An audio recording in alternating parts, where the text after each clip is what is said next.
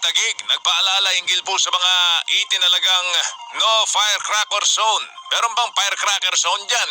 Alamin natin ang balita ngayon mula kay Ralph Obina. Ralph, pasok! Super Radyo!